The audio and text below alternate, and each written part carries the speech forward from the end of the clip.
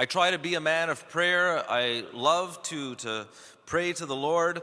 And I remember years ago, it was when I was first ordained, I had this kind of attitude of, I really prefer personal prayer. Sometimes, someone in my family might suggest, did you want to do evening prayer, from the Liturgy of the Hours? And I'd say, I already did it, if I'd already done it. Or I might even say, I kind of prefer to do it on my own, or sometimes, even a rosary or things like that. I just kind of preferred just the wonder, the delight of praying on my own. But at one point, and I can't remember exactly the circumstances, but I received a light about how much grace there is in communal prayer. The Lord Jesus says today, "For where 2 or 3 are gathered in my name, I am there among them." And so for me, when I received this great, and it was in the context of my family, because I have my whole family is quite devout, and sometimes, they want to pray a rosary or a chapel of divine mercy or, liturgy of the hours or prayers to the St. Michael the Archangel and all that. And at one point, I just completely, totally changed my attitude about being asked or invited to join my family or anyone else in prayer. And I was given a light, again, to see when a family prays together, there's a deluge of grace into the home. And you would have to be an absolute fool to turn down family prayer.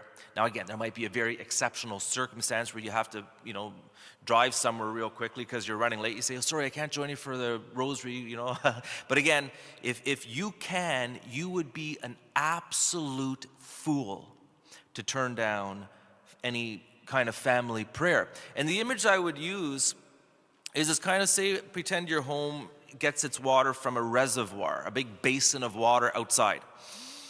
And what you need to do every day is you need to pump water into that reservoir so you have water for your house. And it's a lot of work and it takes a lot of time. It takes a lot of energy.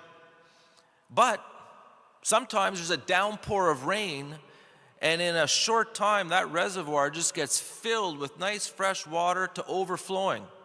Well, you'd be delighted. You just saved yourself a lot of work. Well, so too, family prayer, it's like there's just a wonderful outpouring of grace that pours into the home and into our own hearts through family prayer that we need to learn to recognize. And I tell this to the young people I work with. We're all struggling.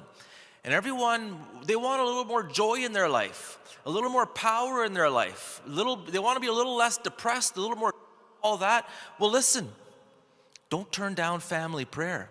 If you're turning down family prayer, if your dad says, hey, we're going to pray a rosary, you're like, I don't want to pray a rosary, you are missing out on so much grace and power in your life. And so again, now, by the grace of God, I love it. Like someone, my brother might say, hey, do you want to do evening prayer?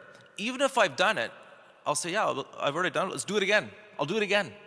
If someone wants to pray a rosary, I already prayed my rosary. Too bad. I'll pray it again, because again, who here doesn't want power?